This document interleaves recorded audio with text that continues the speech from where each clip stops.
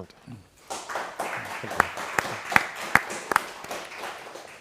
Thank you, John.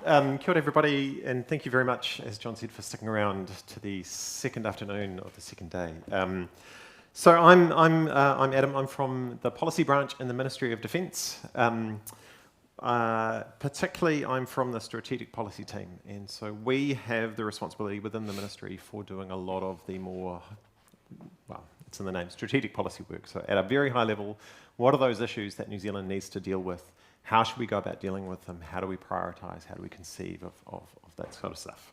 I'm really sorry to have missed yesterday's discussions, but I've really enjoyed today's discussions, and I'm very much looking forward, assuming some of the academics are still here, and being marked on my presentation, just seeing how I go.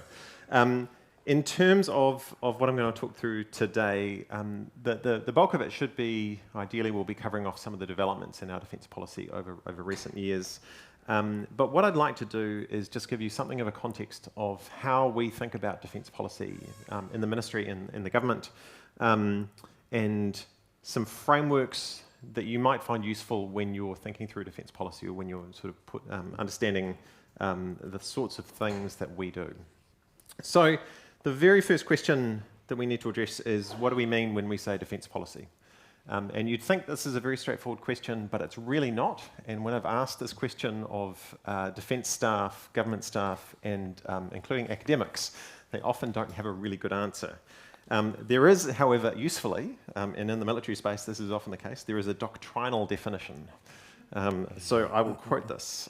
Defence policy establishes the ends of military strategy and shapes the structures and capabilities of defence's contribution to national security objectives within resource and other constraints.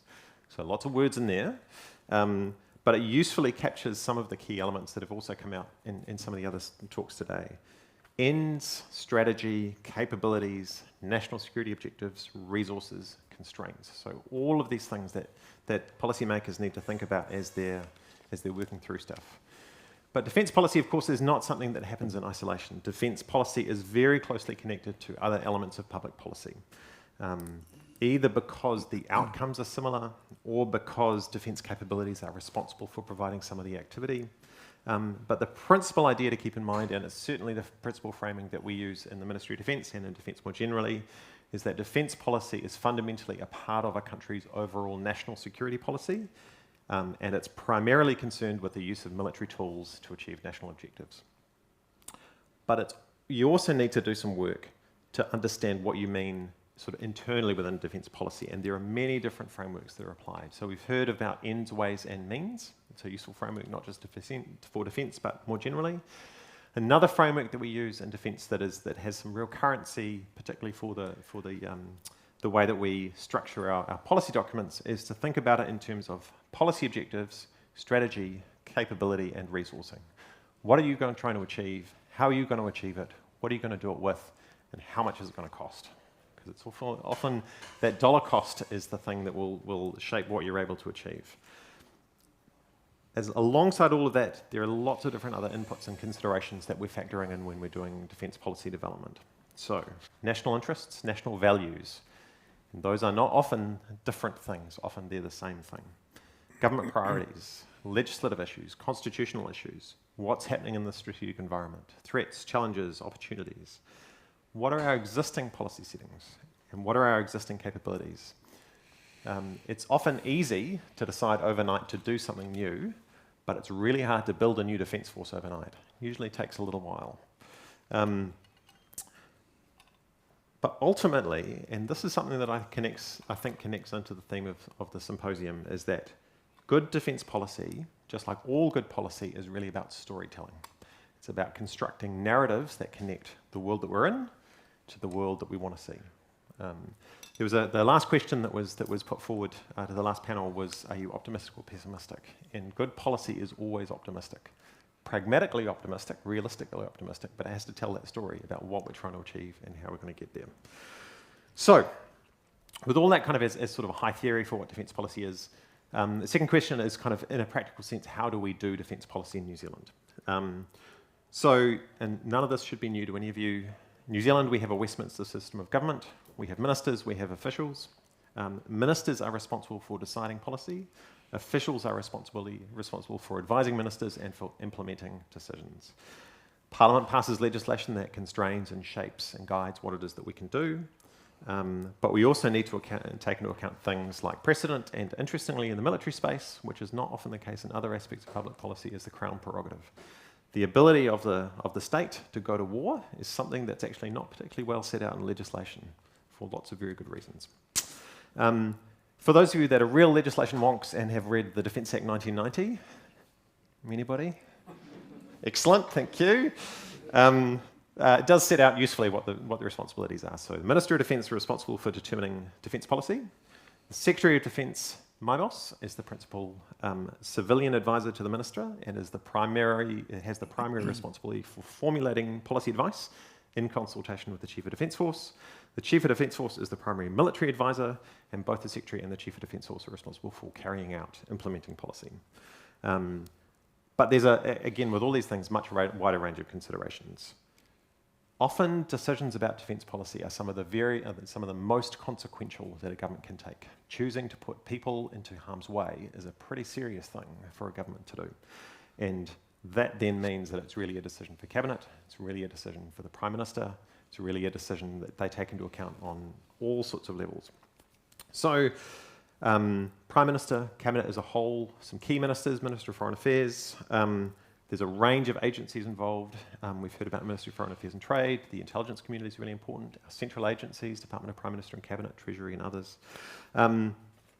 So lots of people have an oar in the process.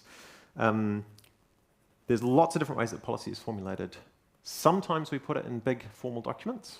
Oftentimes it's in more kind of evolutionary things, individual decisions that are taken, speeches that ministers give, decisions that are taken to not do something as well as to do something, all shape your policy.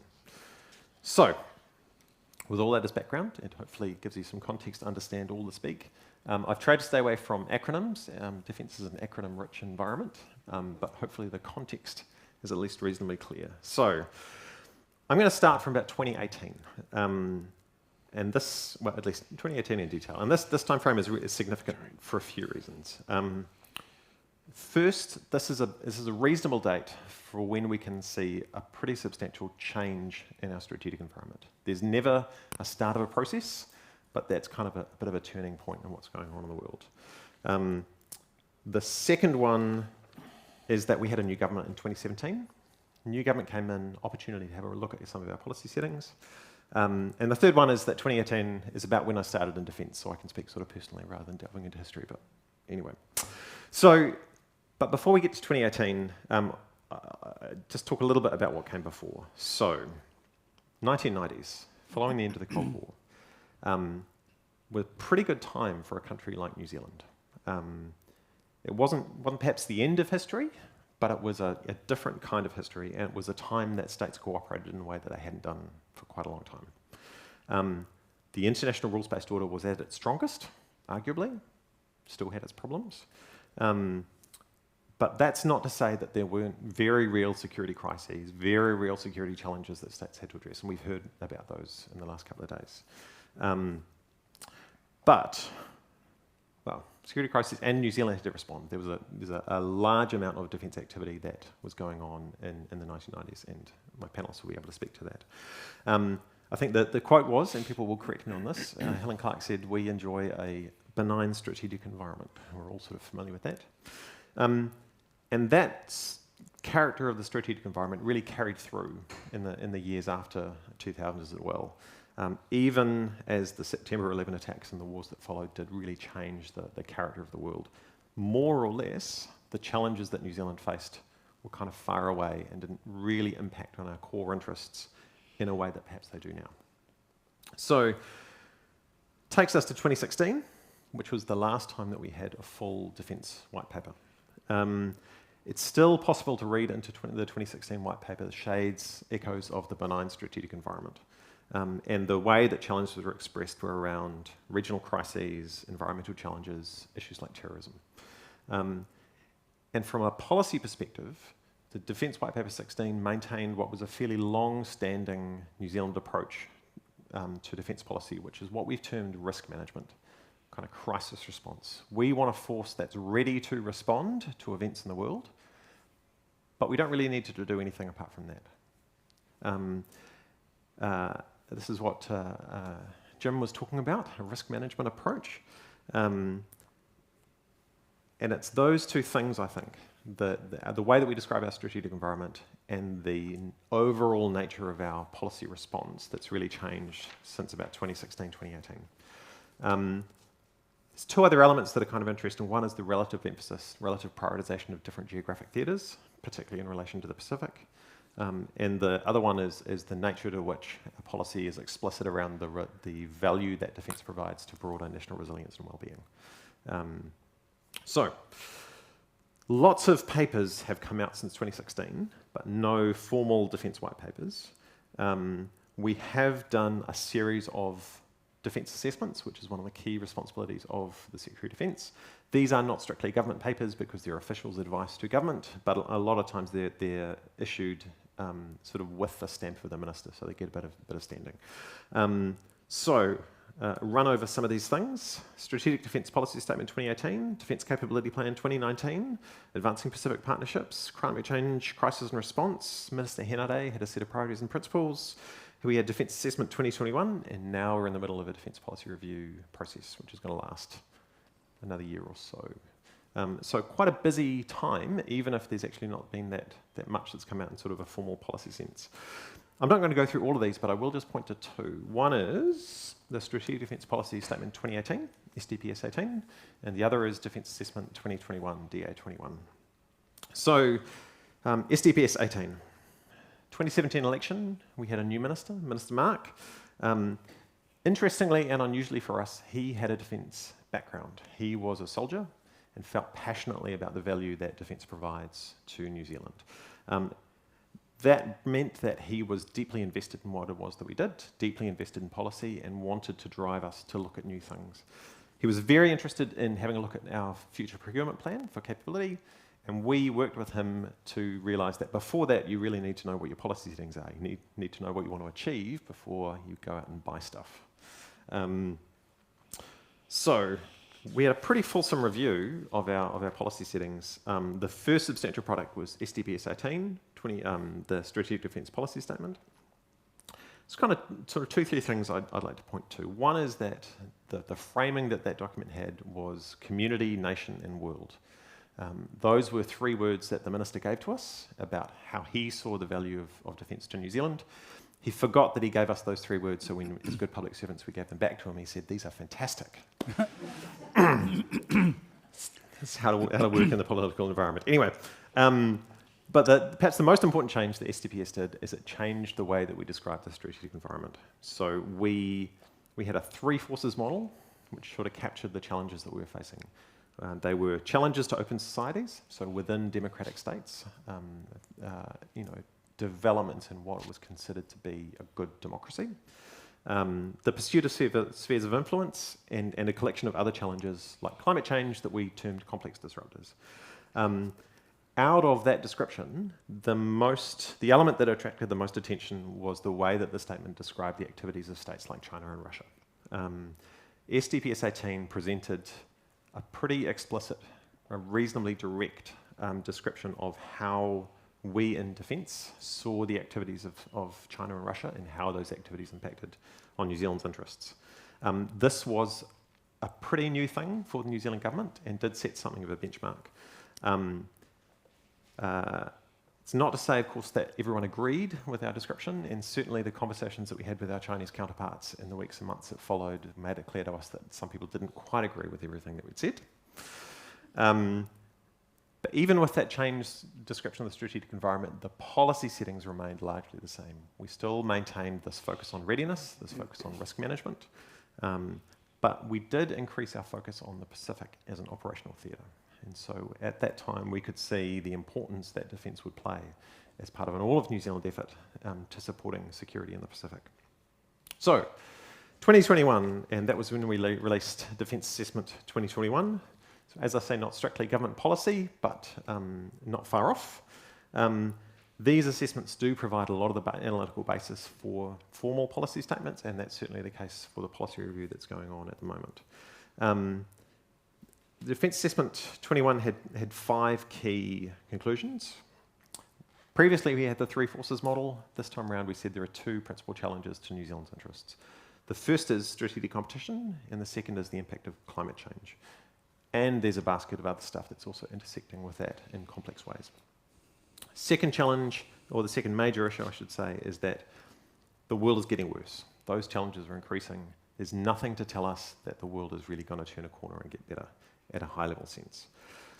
The third thing is that we need to move from this readiness-focused policy approach to a more deliberate focus on the use of defence as an element of statecraft, as a tool for shaping the world that we want, as well as responding to crises when they happen. Fourth one is that as a small nation, as a small military, we need to make sure that we're focusing on those areas where our interests are most engaged and where we can have the greatest impact. For us, that's the Pacific, but it's important to note that that doesn't mean a focus on the Pacific is an exclusive focus only on the Pacific. New Zealand has a global character, and we want to maintain that personality. We want to be out in the world doing things that matter for the security of New Zealand. A good example of that is the work that we're doing at the moment, supporting the defence of Ukraine. Right? We're not a country in Europe, but defending Ukraine against Russian aggression is really important for our interests. So, the assessment painted a pretty grim picture of the world, but we also reinforced that New Zealand has agency. We're a small state. Small states have agency. We can and should choose to do things in the world.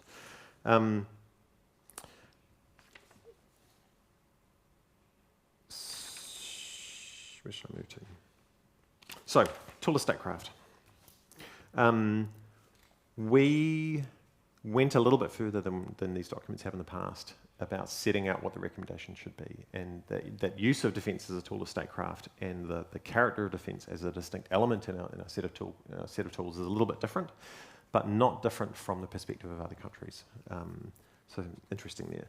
So about a year and a half since the assessment came out, much has happened in the landscape since then. We like to mark our own homework, and in this case, we think we got it mostly right. A few things in there. One is the AUKUS arrangement was announced a little bit before the assessment was delivered, but after we'd actually finished it. We hadn't anticipated AUKUS itself, but AUKUS is a good example of states responding to the world in a way that leverages collective action. In the Pacific, we've seen a number of events that have really challenged our interests. These have included contested responses to Tongan Hira, to Solomon Island security. Last year we had the China-Solomon Island Security Agreement, which I note that Penny Wong, Australia's Foreign Minister, when she was in opposition, described as Australia's foremost foreign policy blunder in recent years. But I think the greatest test for us was really Russia's invasion of Ukraine. So again, we didn't predict Russia's invasion of Ukraine, but we did describe strategic competition as increasing the potential for conflict, confrontation leading to conflict. So in a very broad sense, we think we sort of got it right, but what we didn't do is anticipate perhaps quite how rapidly the world was changing. Which takes us to today and what we're doing. So we have a defence policy review process currently underway. Last year, ministers directed us to prepare, and then they approved some terms of reference for us. It's a fulsome review of our policy settings. If you remember that framing that I gave you before, it's going to cover all of our policy objectives, our strategy, our capability, and our resourcing. But we're breaking it up into chunks a little bit. And the first couple of products of that are what we're calling a defence policy and strategy statement and a set of future force design principles. So the defence policy and strategy statement, DPSS, is really going to address, much as the strategic defence policy statement 18 did. We're moving around the words and letters in the acronym so we can keep track. Going to deal with the security objectives and with the strategy. And the future force design principles will be the very left-hand end of a capability, defence capability plan. What are those elements that we need to make sure we've got in our force structure and in our capability sets more generally? But a future piece of work will need to look at more deeply exactly what their force structure should be, what capability elements should be in there, how much that's going to cost, whether it's achievable, all that kind of stuff. So hopefully these first two papers are going to be going to ministers in the next little while, the next few weeks and months. and ministers have yet to take final decisions, but we're reasonably positive about how it's going. The one thing I'd like to point out is that unlike some of our previous activities that we've done in recent years, we've spent a lot of effort and energy in engaging with the public. We've had a range of external advisory panels that we've used, and we've also done an online public survey. The survey company told us they expected about 300 responses. As of last count, we've got over 8,000. So it's a good signal that the public of New Zealand are actually getting quite interested in these issues. We're just digesting exactly what those things are, but interesting that perhaps the people of New Zealand see defence security issues as more relevant to their lives than maybe they have done in the recent past. That's kind of it for me, but just one final point. The whakatauki that we used as the subtitle for Defence Assessment 2021 was He moana poke poke e kingi e te waka, which means a rough sea can still be navigated. We chose that deliberately because it reinforced the fact that even though the world might look, as we say, dark and full of terrors, we actually can work with other countries. We can have agency to try and shape the world in a way that works for us. I think that's me. Well done, Adam.